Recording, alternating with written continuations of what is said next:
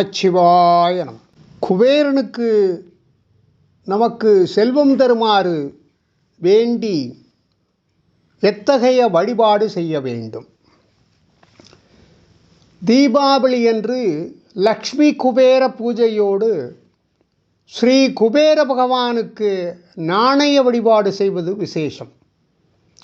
குபேரனுக்கு உகந்த எண் 5 ஆகையால் ஒரு தட்டில் நம் கை நிறைய 5 ரூபாய் நாணயங்களை போட்டு அதை தட்டிலிருந்து நம் திருக்கைகளாலும் அள்ளி எடுப்பதும் மீண்டும் தட்டில் போடுவதுமாக இந்த வழிபாட்டை செய்ய வேண்டும்.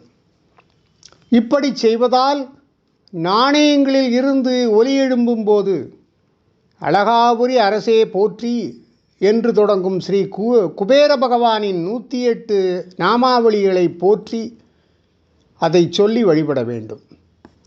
தீபாவளி அன்று குபேர பகவானுக்காக செய்யப்படும் இந்த நாணய பூஜை நமக்கு நிலையான செல்வத்தை அருளும். இது அனைவரின் நம்பிக்கையும் ஆகும், முன்னோர்களின் வழக்கமாகும். நாணய பூஜை செய்து முடித்ததும் பால் மற்றும் சர்க்கரை கலந்த சிவப்பு அவல் நைவேத்தியம் செய்ய வேண்டும். பின்னர் தீபதூபம் காட்ட வேண்டும். அத்துடன் பூஜையை நிறைவு செய்யலாம். தீபாவளி தினத்தன்று புதன் ஓரையில் இந்த வழிபாட்டை செய்வது மிகவும் சிறப்பு.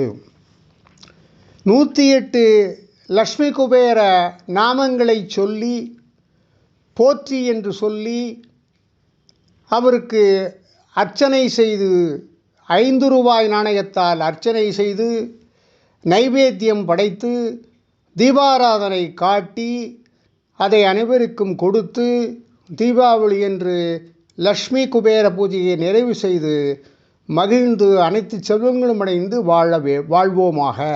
ஓம் நமச்சிவாய.